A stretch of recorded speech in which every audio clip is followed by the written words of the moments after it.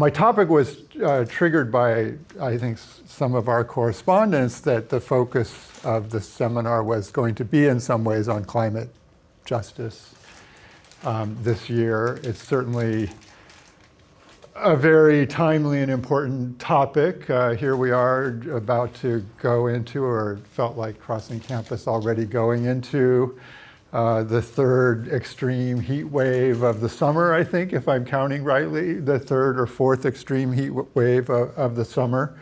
So I teach and do research at UCLA in the Institute of the Environment and Sustainability and the Luskin Center for Innovation. And I'm a founder of an outfit that we call the Laboratory for Environmental Narrative Strategies.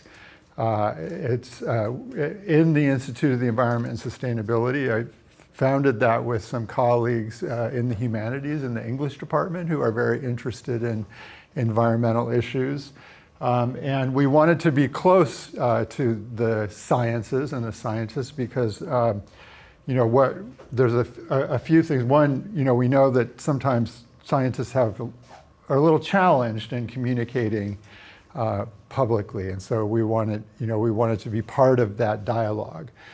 We do three things in Lens. One is study and do scholarship on the different stories or narratives that people tell about the environment from different cultures, different languages, different histories. We know there's a wide variety in the ways that people talk about the environment, about sustainability, about endangered species, about all kinds of things. And it's going to be really important to understand those differences because of that cultural richness that we can learn from, but also to be able to communicate with each other. The second thing that we do is we work with media producers. I've been a journalist myself before coming back into academia and still do practice journalism. Going to have a op-ed in the LA Times tomorrow at 3 a.m. So you don't have to get up for it. It'll be there still. But I got a note. It'll be in the Sunday paper, and I got a note from the editor. And I am also a producer, executive producer of a documentary series on public television called Earth Focus. And we collaborate with other media producers, with artists, with storytellers, with video makers in producing new kinds of stories about the environment. And the third thing that we do is think strategically about environmental communications and work to put together strategic environmental communications campaigns. You'll see over the course of this conversation, I hope, that strategy is important, even in storytelling, maybe especially in storytelling. If we think of the kinds of narrative change, can we change the narrative about green gentrification in time for climate justice? I hope we can do that. I think we're at a moment of historical opportunity for that. We'll talk about that. And so I insisted when we were creating the lab on that word strategies.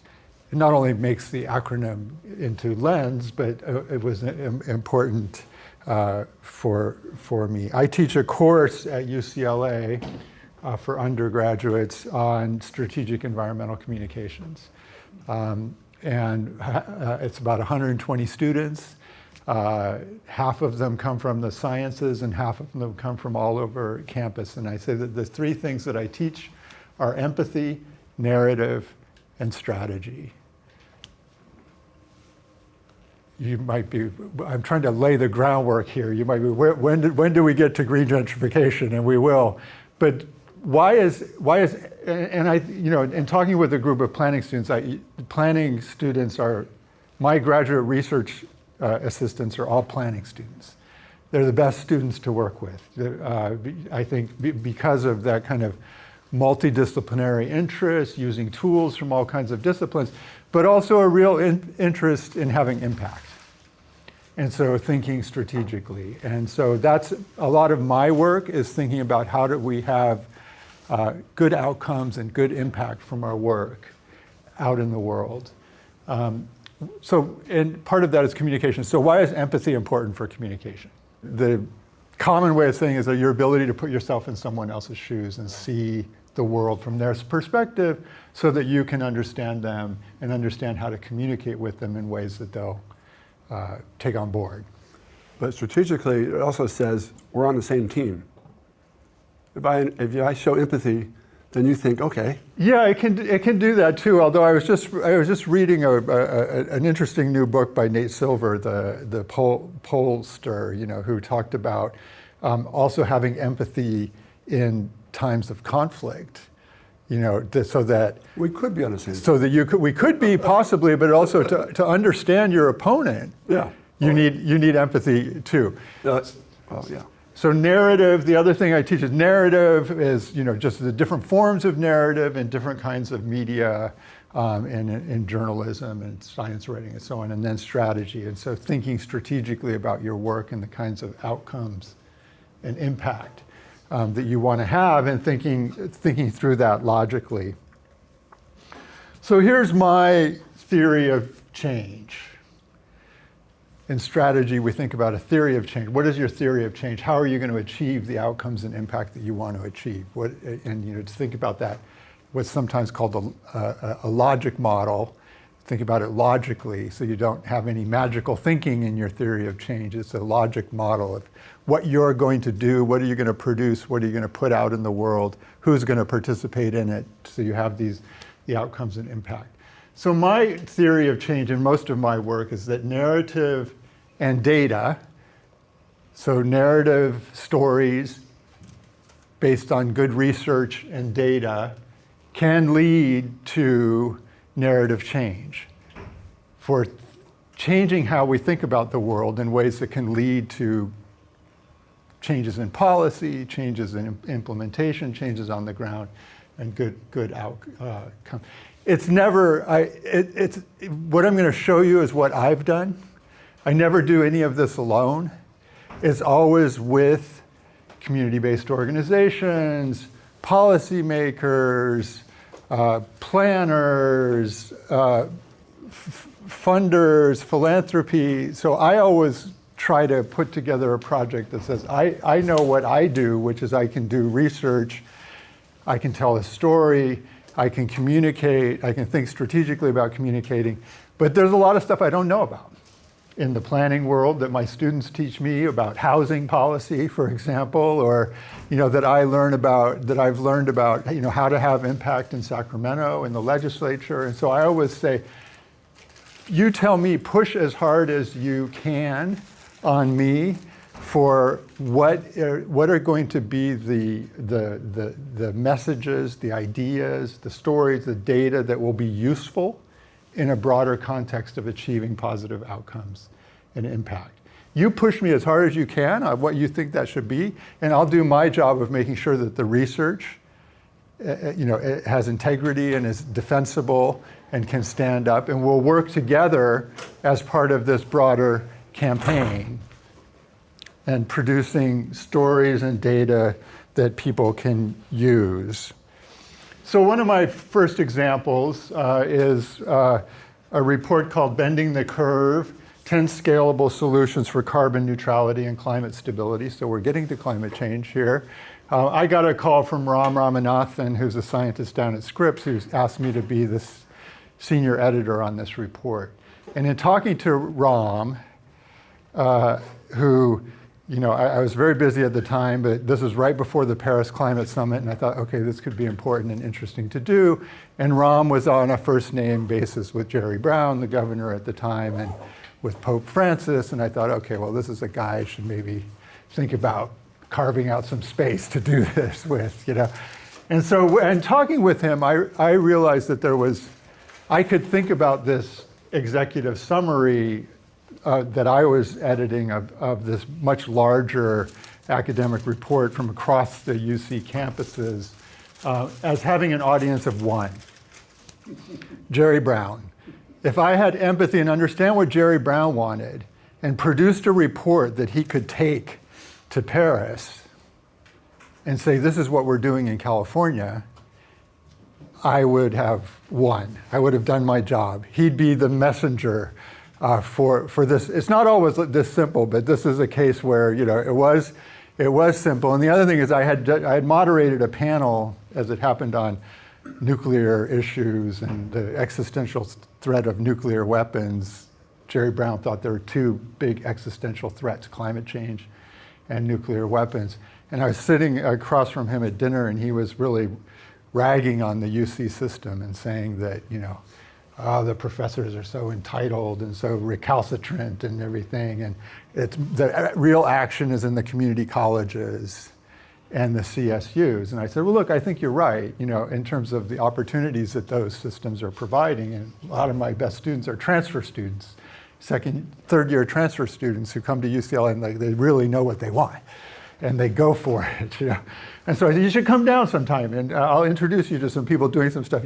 Anyway, he didn't take me up on that offer, but I got to do this, and I got to do this in a way that he would then say, look at what the UC system is doing for me, is doing for us, is doing for California. And so he did that, and he took it to the Paris summit, and this has been an ongoing campaign. You can see the current governor is on board. A few more examples. This is a report, Environmental Bonds Should Equitably Benefit All Communities, looking forward based on an analysis of Prop 84. Prop 84 was a $5.4 billion bond passed in 2006.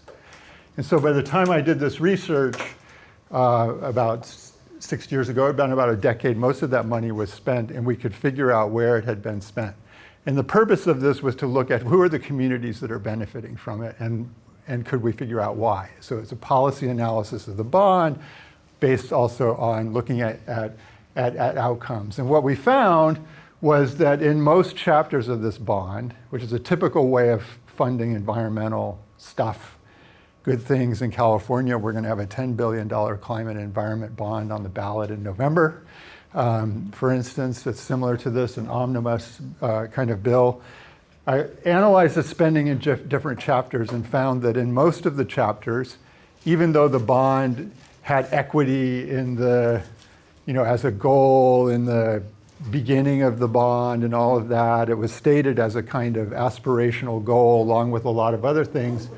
Most of that money was going either to, wealthier, whiter, more kind of, rural, suburban areas of California than to low-income communities of color, or it was kind of being random. You couldn't really tell that the priority made any difference, except for in one chapter that really explicitly defined where it would go to parks in low-income communities, so-called disadvantaged communities in California, and how it would be done. And there was enabling legislation passed.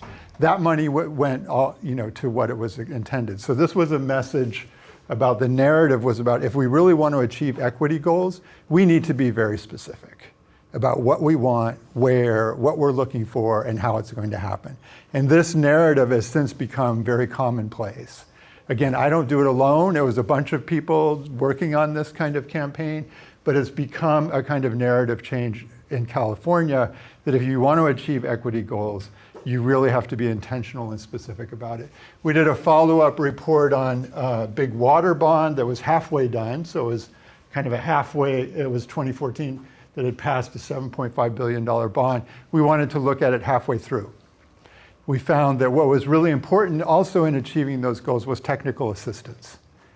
That there money in the bond to pay for technical assistance for communities, agencies, municipalities that don't have the capacity. So the difference, say, between the city of Maywood, where there's one person in the planning department, the mayor, they're all, they're passionate people, they believe in what they're doing. That's the department that is competing against the Santa Monica that has a whole floor of planners and grant writers. So they need technical assistance. We did something similar on access to the coast in California on the 40th anniversary of the Coastal Act, which is an incredible act in California that protects the California coast, but also protects access to the California coast. Most of that has focused on the last 100 yards to the beach. Are some wealthy people in Malibu blocking pathways and things like that.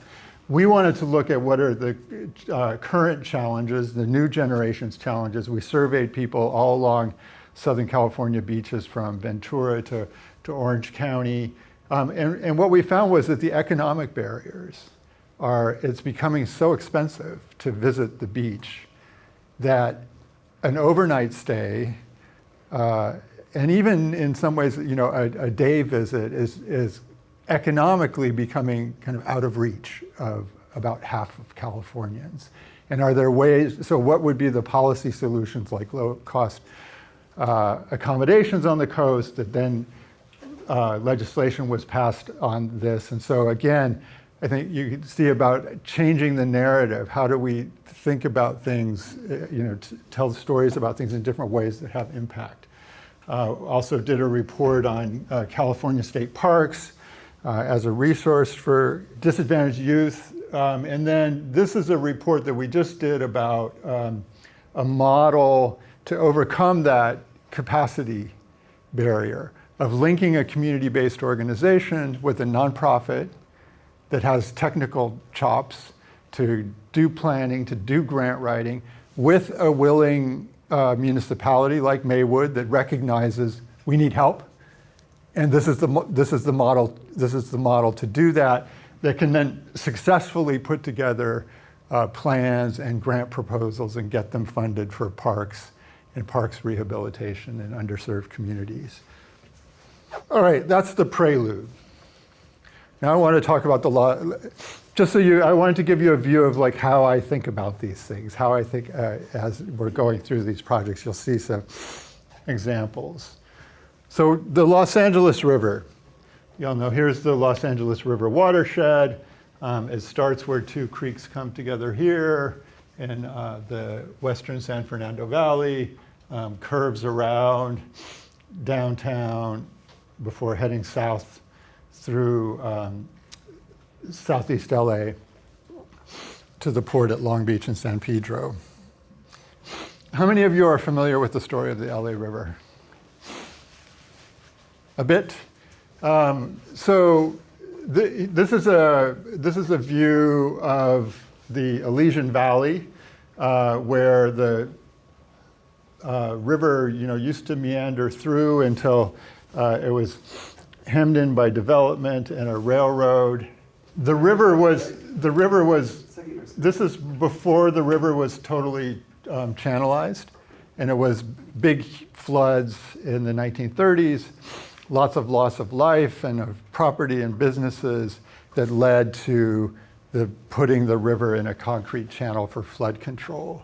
This is that railroad yard that we were just looking at.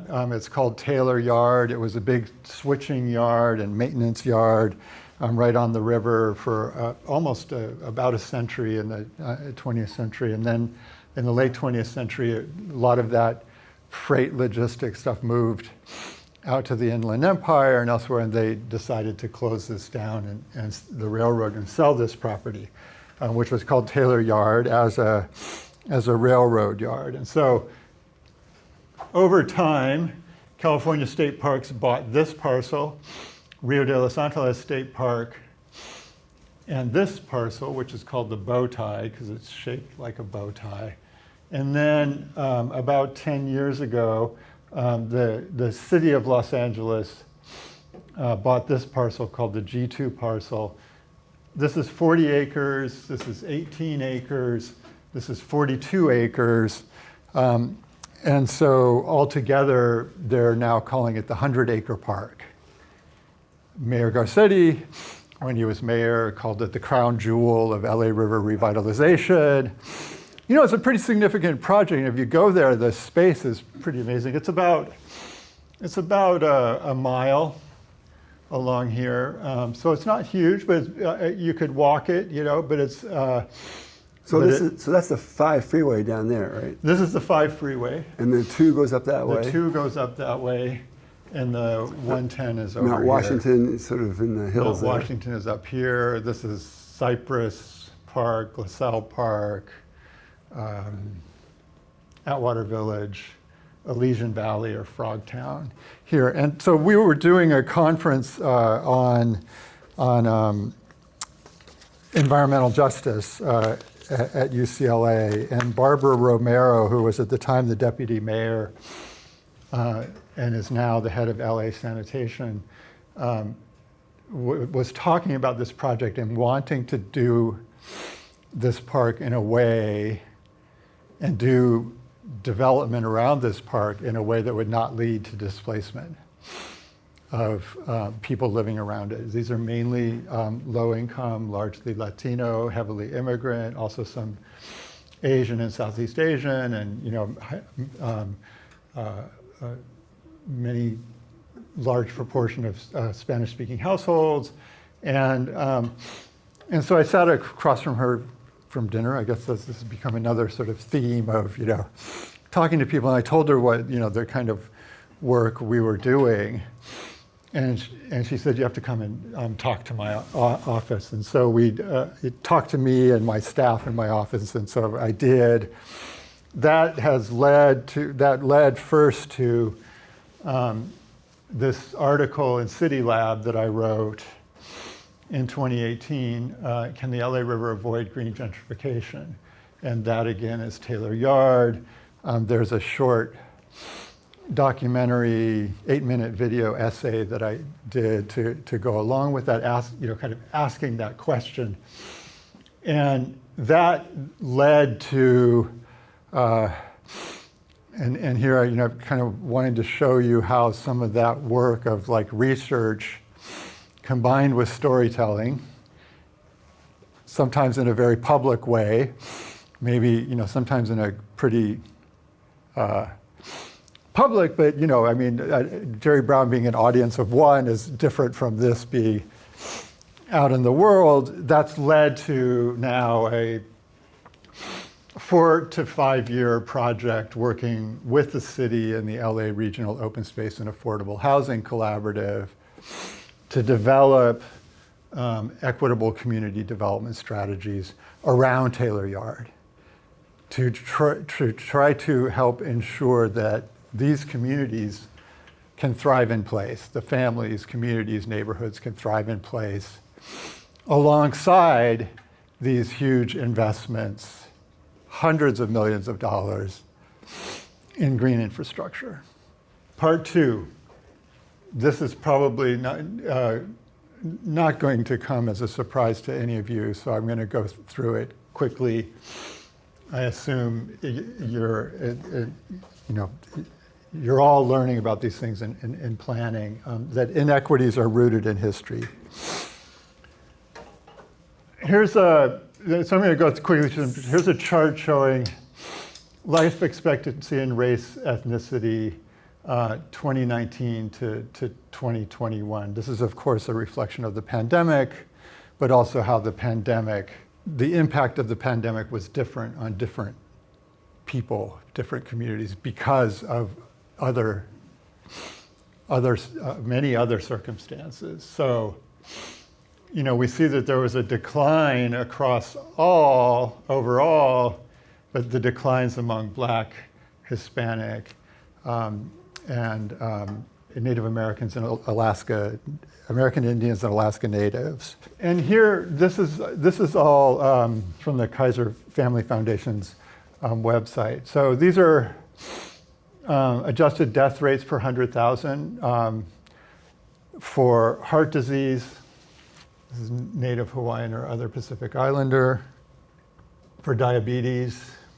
And we know that those two diseases in particular, along with low birth weight, are associated with lack of access to, are heavily correlated with lack of access to nearby nature or parks within walking distance of your home.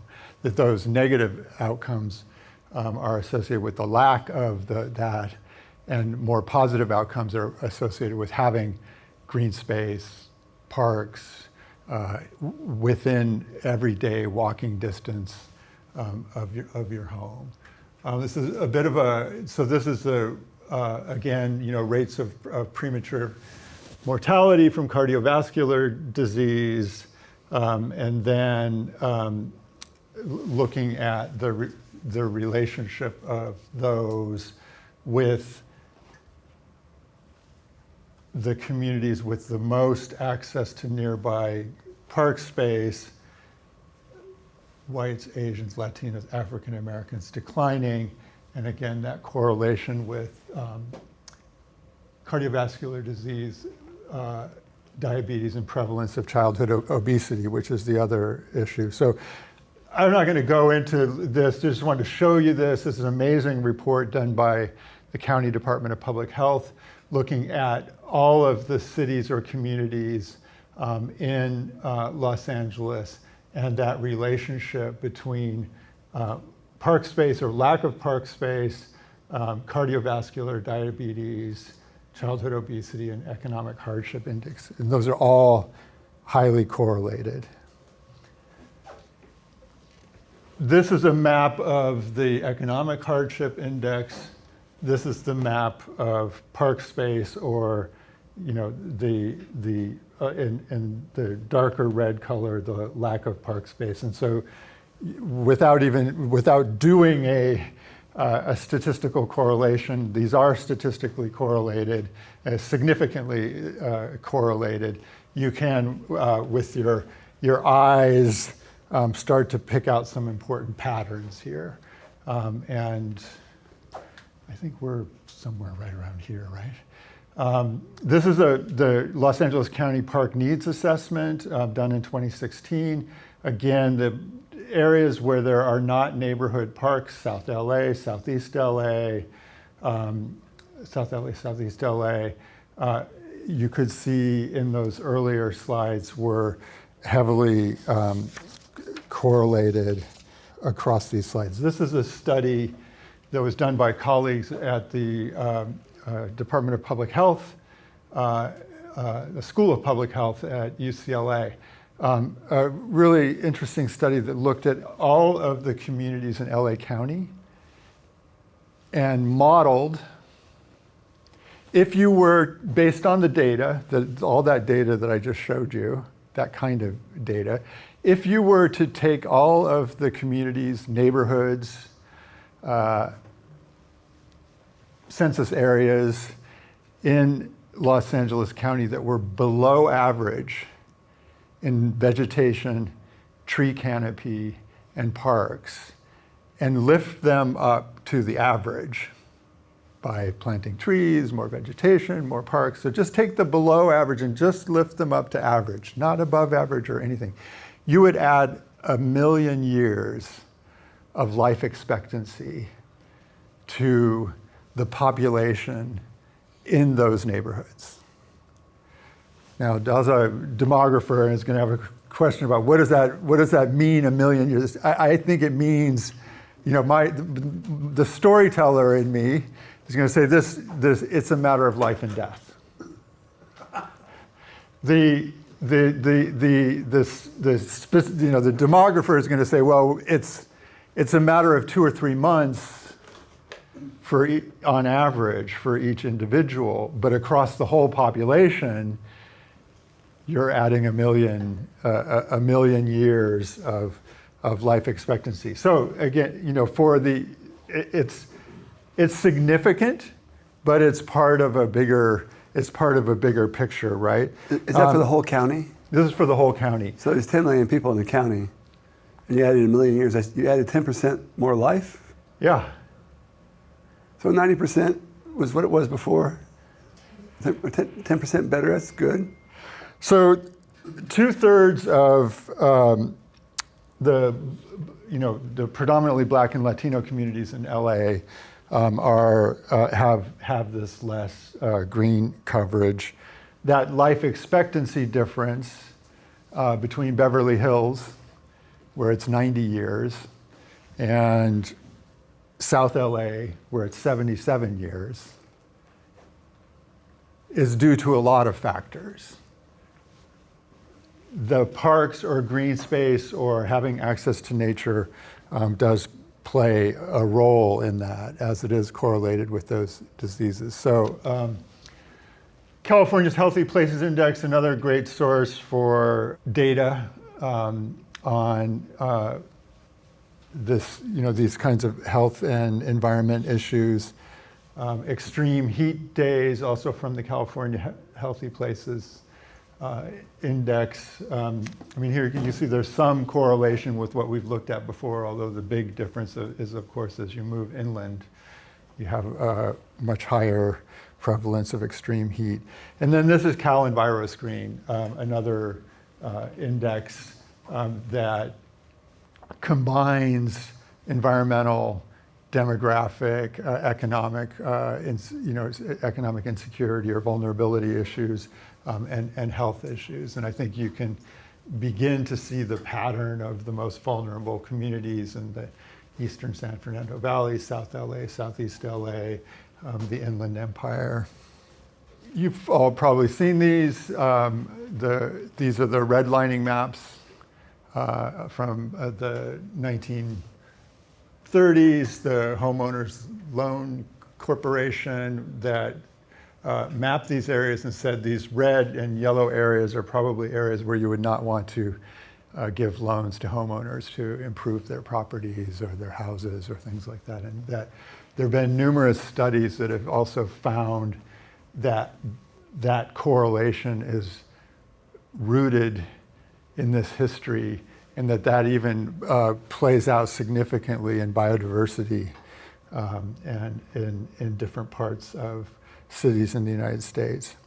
Well, I really liked it that the map that brought in tree canopy on top of parks, because there was problems along the San Gabriel Mountains where they had low parks, but they had a lot of exposure to tree canopy and mountains. Yeah, no. And that cured the problem by adding that indicator on top of the others. Yeah, it's a very, as we say, I think it's, you'll see a lot of studies that will measure one thing and not these other things, and it's a very heterogeneous phenomena, right? That is,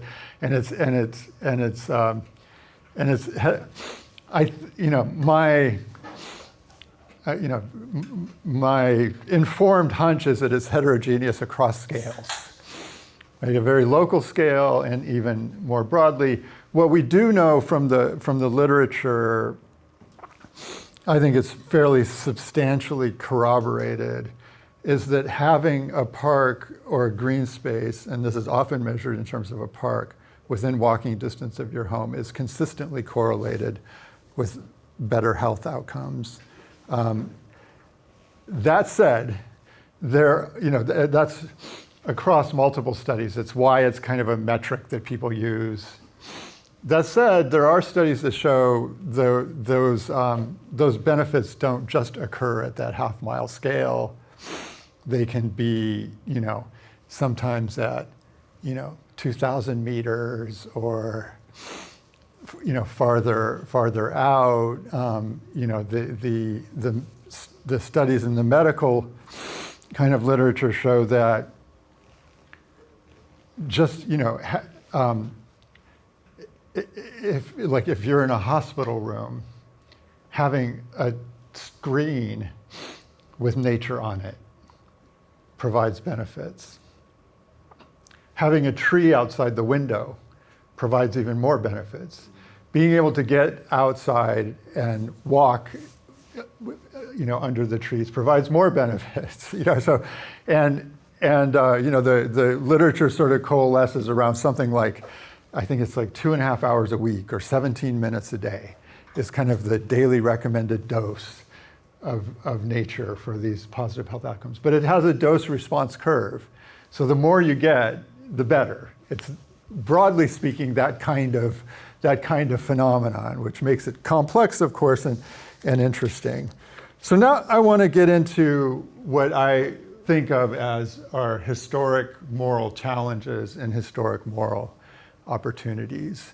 And this is getting at that question of time and can we change the narrative of green gentrification in time for climate justice?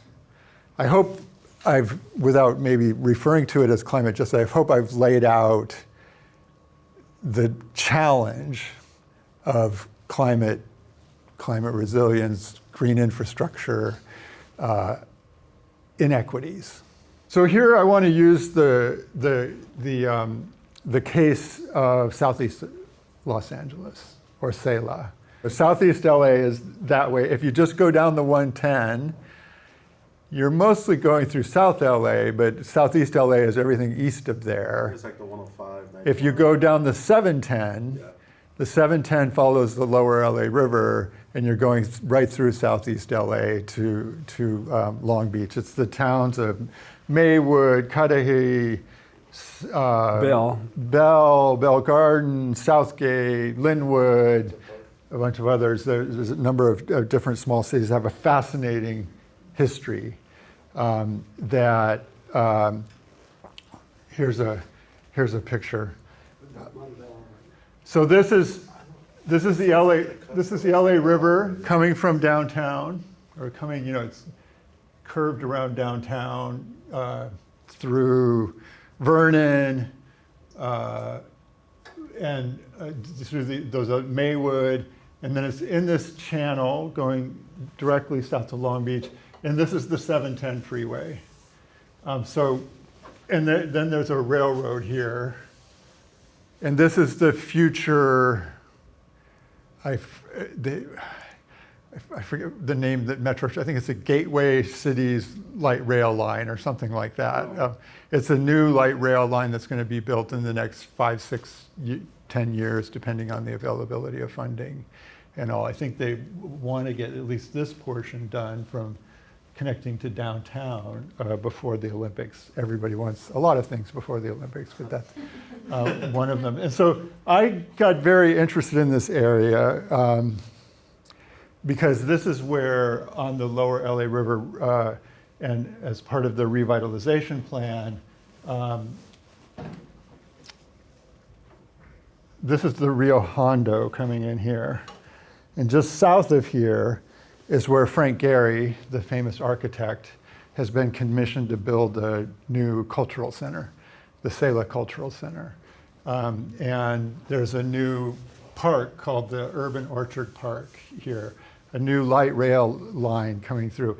All of these things in the literature are known to be drivers of gentrification and displacement.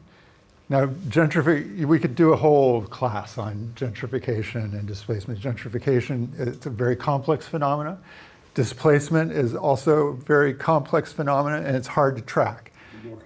Because if you don't have individual household data to see where someone was and where they moved and why, you're kind of guessing with modeling of what's happening. You can see change in a community and turnover as a community might become whiter and more affluent, and that's generally the proxy that we use for that gentrification is happening. We have less, as I said, less data about displacement, but there's green gentrification is an even more complex subject, and we'll get into that a little bit as we go along. But I just want to acknowledge that from the front. But the worry is the phenomena is real, and the concern about it is real, and the concern about it has been driving sometimes efforts to stop positive developments, what I would call positive outcomes or developments for communities, parks, bike lanes, mobility, and those kinds of things because of the concern about gentrification. It's partly why I got into this whole area with the colleagues, was I wanted to understand the phenomenon better, where are the risks really, and what can be done about it, but also because even if we know that the phenomenon itself is complex and there's a lot of factors going on, the concern about it is very, very real and has been increasing. So here's Frank Gehry, Governor Newsom, Anthony Rendon, Janice Hahn, all looking at Frank Gehry's model for the new cultural center. And where are the Friends of the LA River? Well, they weren't invited to this party, but who's the architect there? He's the gentrifier. Yeah, this is Frank This is Tensho Takamori, who's I mean, that one Frank, where did he come from? yeah, exactly. You know, what's he doing in our neighborhood? Why are they doing this in our neighborhood? It's interesting. I mean, that for the response to this is also very complex in Southgate or in Selah. You know, some people are, you know, East Yard Communities for Environmental Justice. They've been very, very concerned about this and opposed to it. Friends of the LA River has been concerned about it and opposed, in part because Gary also proposed some platform parks. Gary looked at this and said, there's no way you can do restoration in the channel. You need that for flood control. If you put stuff in there, it's going to slow down the water back up. It's going to increase the flood risk here. But what if we just put a platform across here, like a freeway capping, and put a park on it? Then we could provide park space to these communities that don't have parks. And he looked at that same data and, you know, had a talk with the mayor, who told him, you know, my kid who's in grade school has a 10-year less life expectancy than a kid in Santa Monica. That's not fair, and part of it's due to parks, you know. So how do we increase park space? It's very hard to find space in these densely packed. So in La Cañada, they ducked over the freeway, the 210 freeway, and made a park. Yeah. Very successful there. Yeah, I mean, there's lots of success, and some, you know, so some people in Southeast LA, this sounds like a good thing.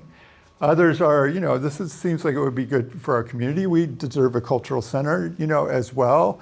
You know, some are opposed or concerned about either those cap parks or that, and then there are some. This is where where empathy, I think, comes in, and at least in my work and talking with these folks in Southeast LA and doing research support now, is many leaders, well, some leaders in Southeast LA are like, bring it on. Now's our chance.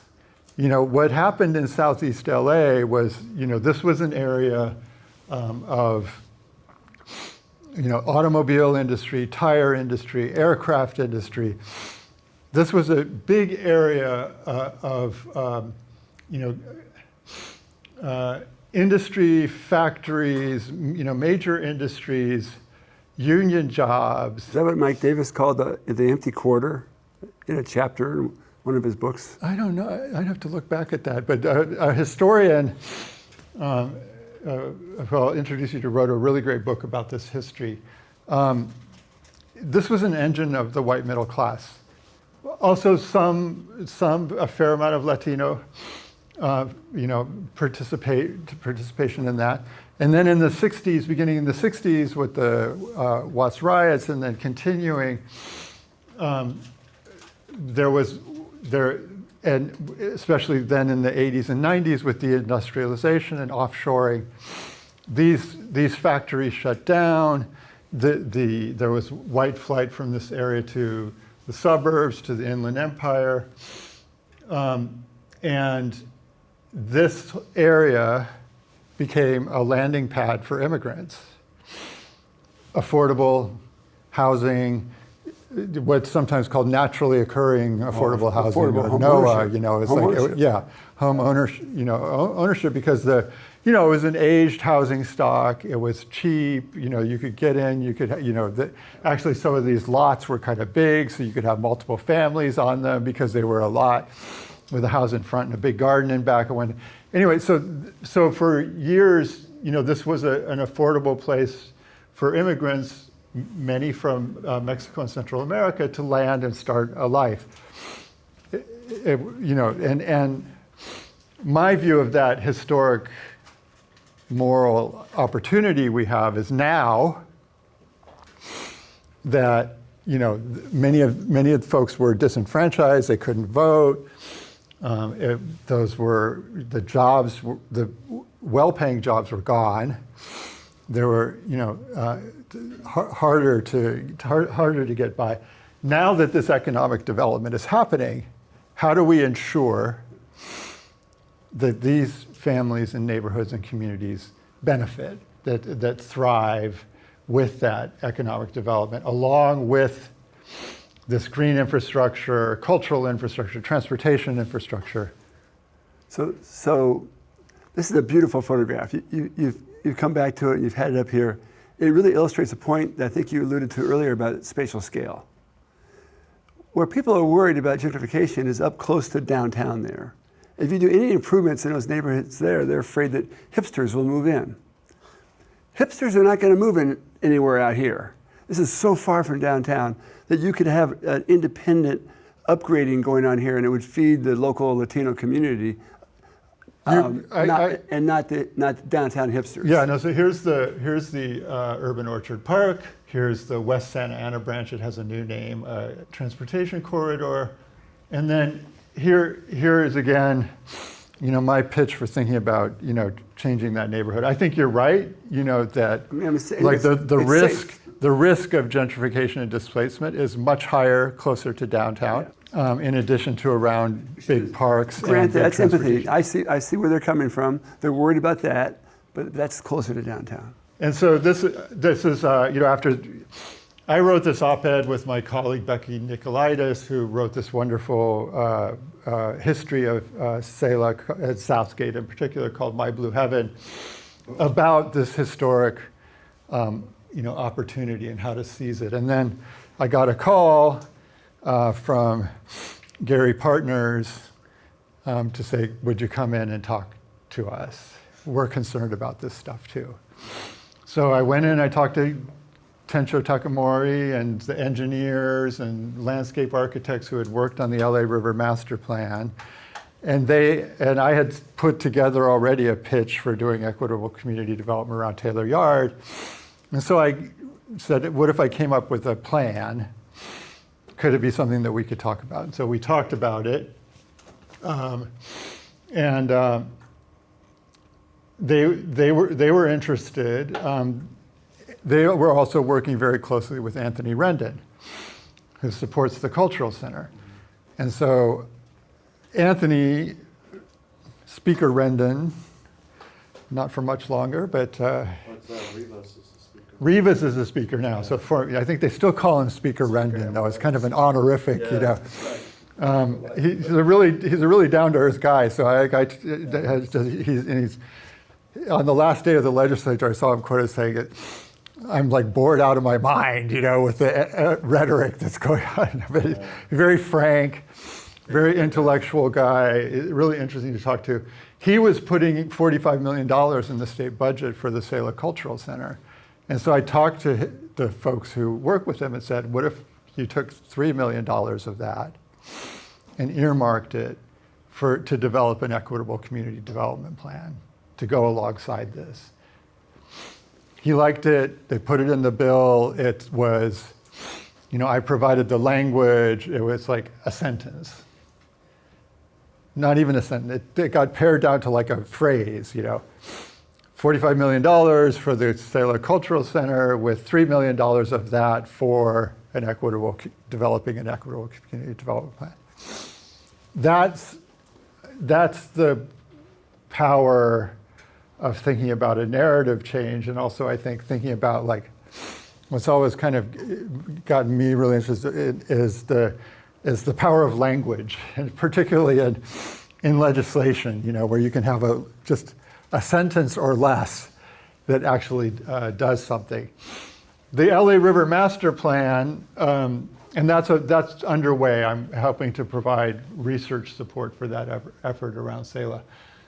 The LA River Master Plan, when it was adopted, actually included provisions for a land bank for affordable housing. So funds that could be used to purchase available property and hold it to kind of cool down the market and hold it to put together an affordable housing development plan. That's still kind of being debated, and it's underway, but it's taken a very long time, as many of these things have. This is Mark Stanley, who's the head of the Rivers and Mountains Conservancy, and so it's one of the state conservancies in California that has this territory of the lower LA River and the San Gabriel Rivers. A really great visionary leader who also committed to this. He lives in Bell Gardens, and he said he didn't want to think that all this work that they were doing to improve the LA River would mean his neighbors wouldn't be able to live there anymore. Yeah, so I had some statistics from Mark Stanley and David McNeil, the head of the Baldwin Hills Urban Watershed Conservancy, that way, the Baldwin Hills, west of here. This area we're in and going south is part of the Supervisor District 2, LA County Supervisor District 2. Holly Mitchell, Supervisor District 2 is 1% white, 14.3% black, 80% Latino, and 32% Spanish speaking.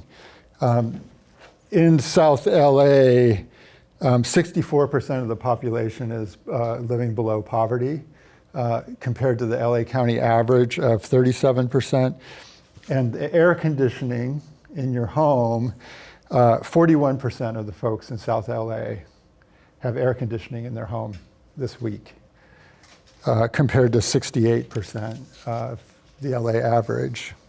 So part 4 of the talk, from just green enough to greening without gentrification.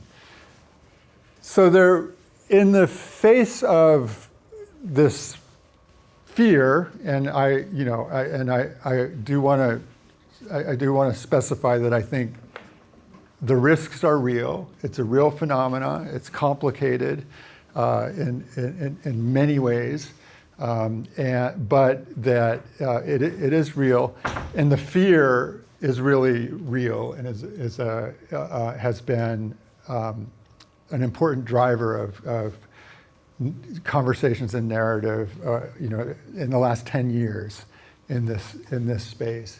And so there was a very influential paper that was published that called "Just Green Enough" by a colleague up at UC Berkeley and some others, of saying, well, maybe in these neighborhoods we shouldn't make it too green, like just green enough so it doesn't cause any gentrification and displacement. And I sort of took umbrage with that, who are you to tell communities that, what's just green enough? Who would I be to tell communities what's just green enough? And then I also heard from colleagues, in this space, the Sela Collaborative, Outdoor Afro, others, who said and Sissy Trin at the Southeast Asia Community Alliance, who said, I'm not opposed to river revitalization. We want good things in our community too, but we want our community, and she's in Chinatown, where the poverty level is, very high, and we want our communities to be able to thrive as well. And so, with a colleague, started working, on this issue. We did a policy report called "Greening Without Gentrification," and this would be another example of what I'm calling, trying to change that narrative, where we looked at examples around the country of big park projects to see whether or not they had paid any attention to this issue, and if they did, what they were doing. And we found numerous examples. 27 large park development projects in marginalized neighborhoods in 19 cities. We found about half of them were doing something, that's good news. That half are not doing anything is also kind of a little concerning. And we looked at all the different kinds of things that can be done, what we call parks-related anti-displacement strategies, for renters, for homeowners, for businesses and jobs, private sector and public sector, housing developers, and park agencies and funding. And this is with my colleague Alessandro Rigolone at the University of Utah, who's really who's done a lot of the research. He's in the planning department there, really great guy and colleague. This is work that we've been doing and that he's been doing with others as well now for about 6 or 7 years of trying to understand this phenomenon and the responses to it. Because again, we're we're prioritizing investment in historically in communities that have not benefited from it. And we're prioritizing investment in what are called disadvantaged communities, or communities where the median household income is at 80% of the state or local median, so around 40% and below on household income. And here in California, we call them disadvantaged communities, although many people would say we're not. That's kind of a pejorative term. We're not disadvantaged. We have our own strengths, but that's what it's called. At the federal level, it's called Justice 40 communities.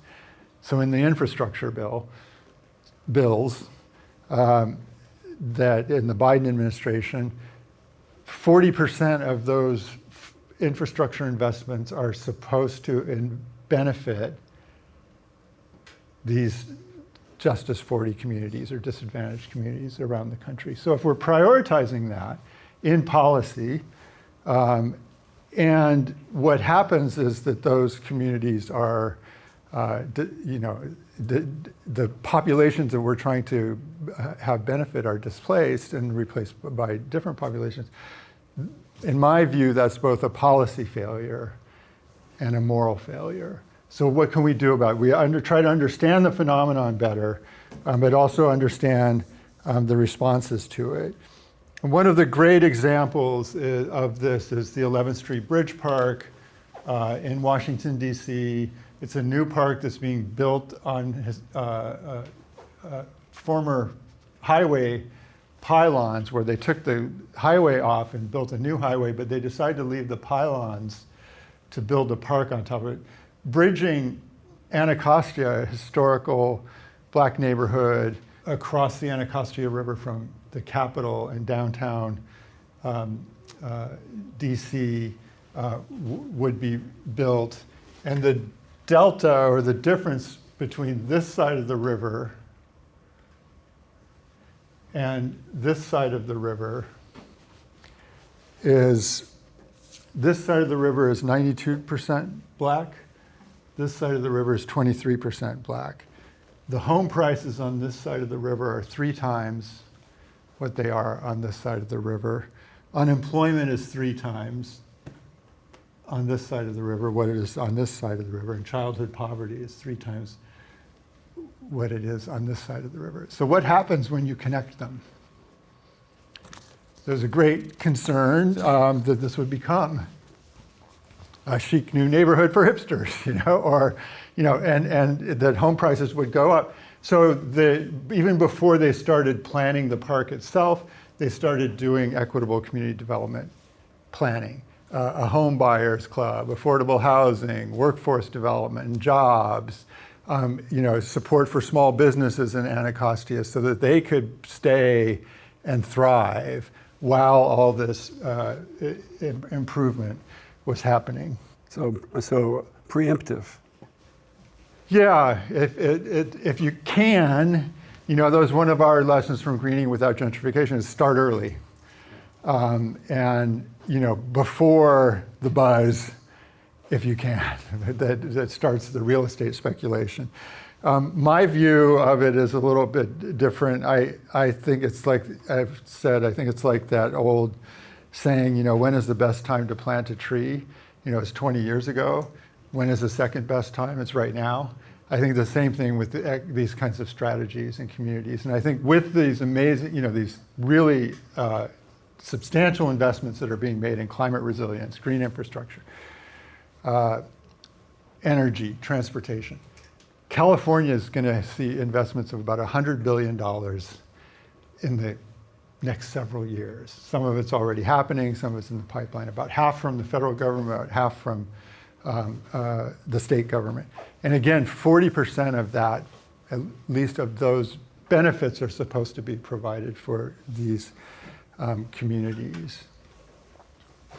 So I want to take you across the country. I'm getting towards the end of my rambling story here, but I hope you see a direction to it. Where I was invited by the mayor to come and see, I had been on a panel with him at a national parks conference, and he had talked about the work that they were doing in Greenville, South Carolina, around some of these issues. And he said he wanted me to come and see what they were doing and tell them what they should be doing or what they were doing wrong.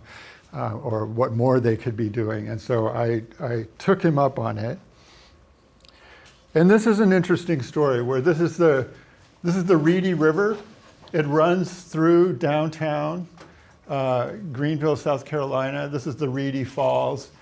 There used to be a highway bridge here. But Knox White, who was the mayor, along with some others, who had long advocated that this was, a blight on this very beautiful, significant natural feature in downtown Greenville. They decided to tear down that bridge and build, this pedestrian bridge and open up a park here and all of this. And downtown is just over here. And it was part of a downtown revitalization that has been amazingly successful in attracting businesses and street life and nightlife and restaurants and bars and all kinds of things. Rising home prices, property values, all good stuff, right? And an amazing story. Well, they decided okay, we did this, now we're gonna go upriver about a mile and a half, 2 miles, to another site that was a dumping ground in a largely Black African-American neighborhood where there'd been, just stuff dumped and toxic things. And they were going to clean it up and build a park. This was Knox White's next great idea. Let's go and build another park just upstream and connect it with a bike path. And so he went, so this is what has now been built. It's called Unity Park.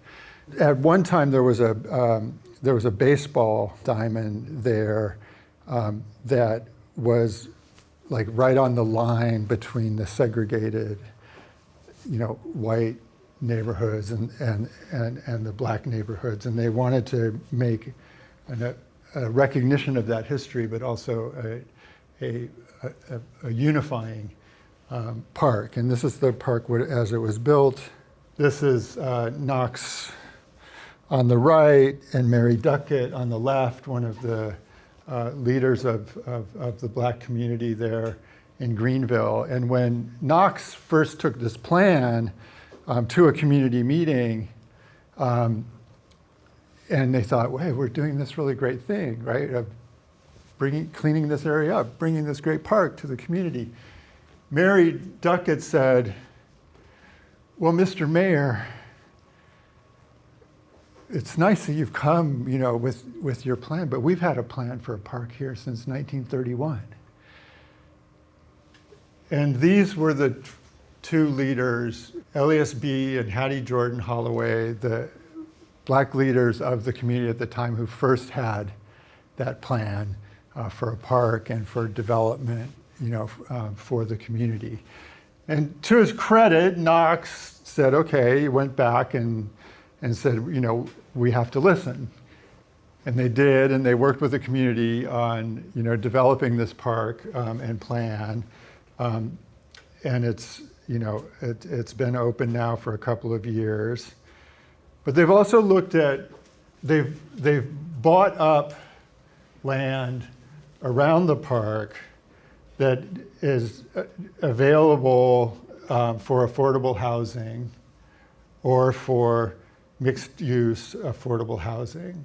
Here's the park, and here's where the city has bought up these parcels and is holding them like a land bank and working with affordable housing developers to develop affordable housing for folks in Greenville.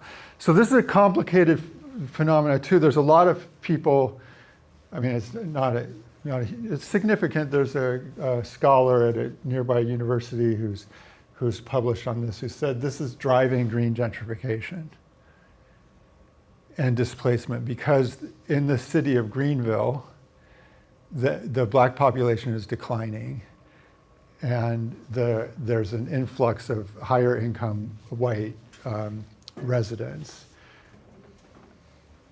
I've looked at the data, and I think it's a complex phenomena, because that is happening. Greenville is a small city within, so this is part of that, what's your spatial boundary? Greenville is a small city within a larger county that has had all kinds of business of, BMW, other companies, coming in and building major manufacturing plants, bringing in workers from Europe and from other parts of the country, in part driven by the fact that, South Carolina is non-union, right to work state, so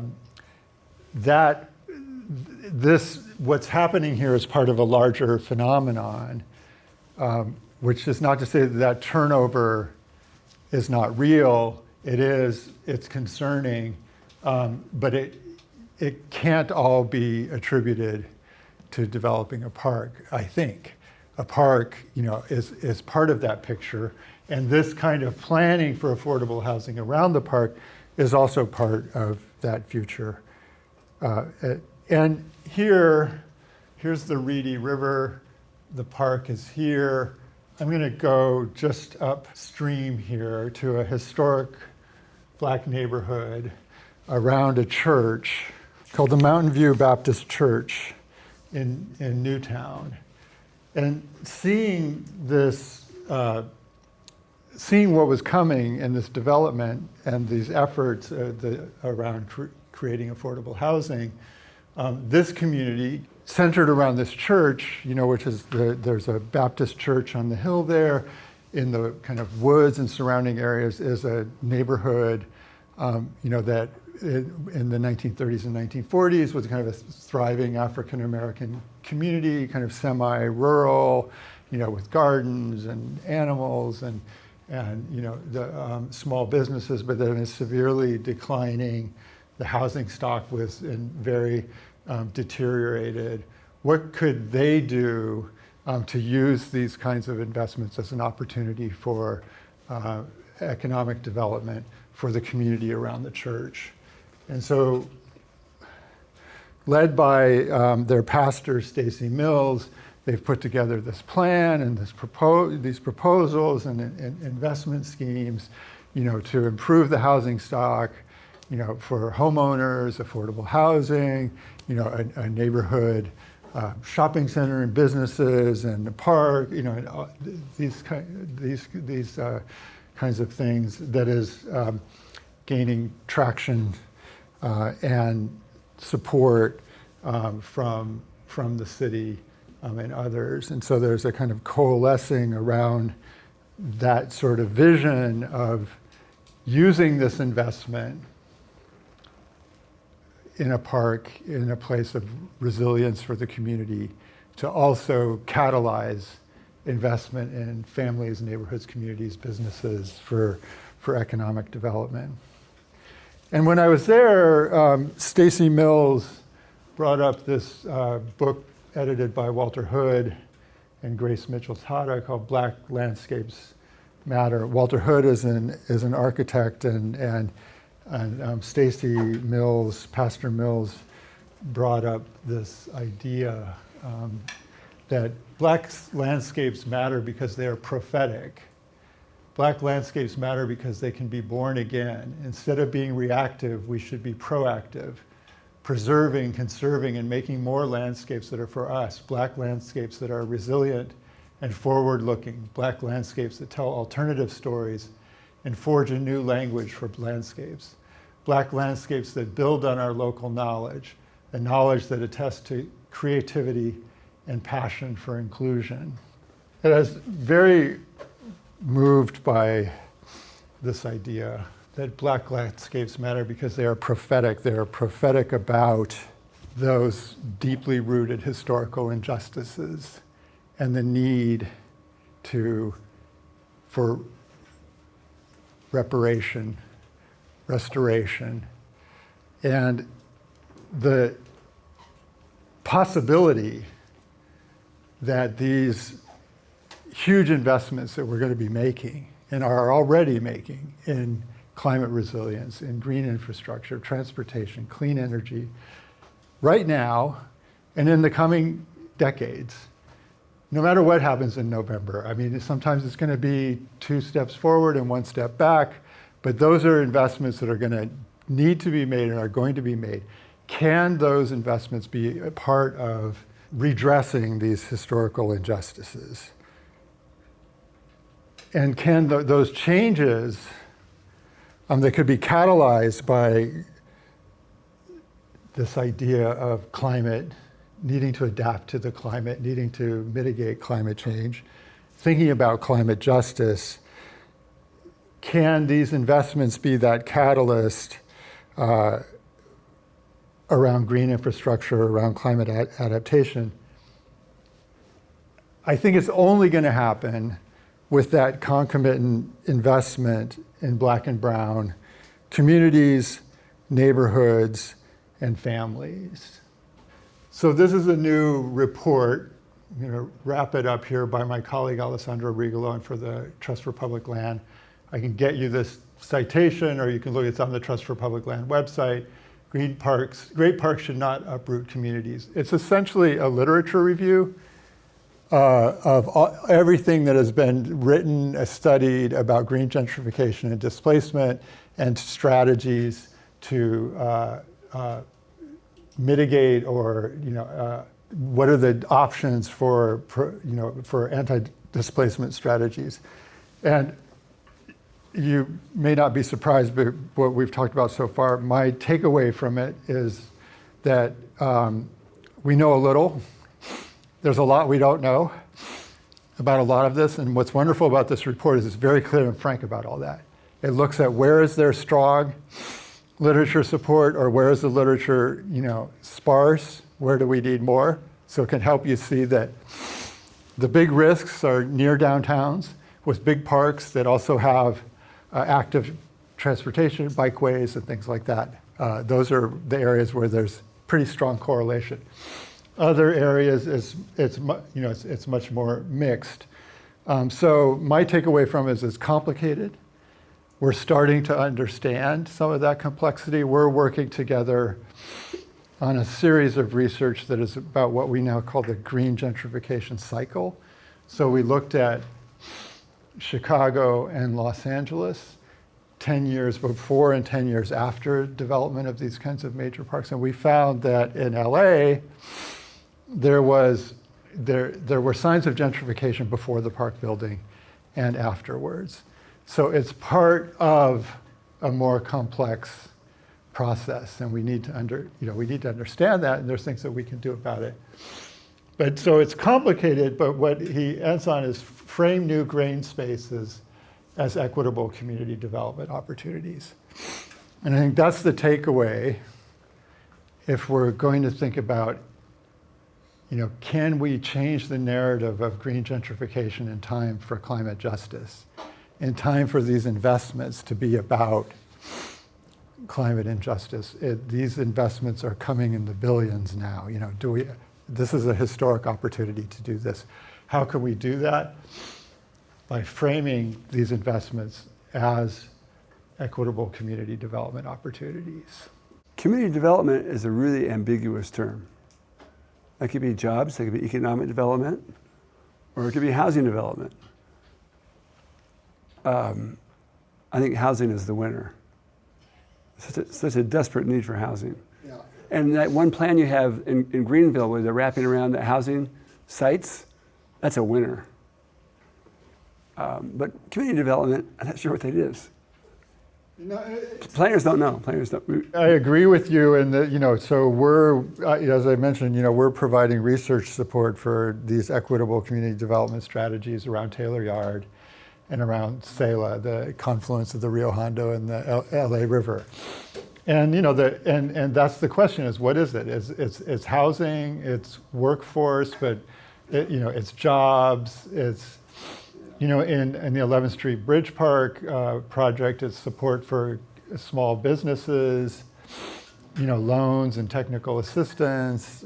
It's even some cultural, supporting artists and culture makers and cultural institutions, so that the feeling of the place doesn't change. It's often the feeling or the culture that changes. The signals like some people are more welcome than others, because whatever they're, there's hipster bike and coffee shops, but not the panaderia or whatever. Yeah. And so, I mean,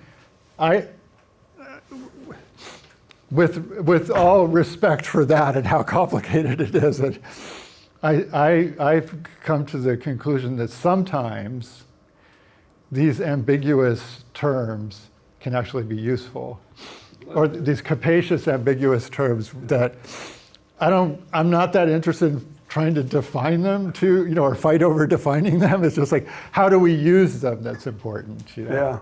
All right, well, thank you for illuminating us on all the hopeful visions ahead. And we really learned a lot, so thank you very much. Thank you.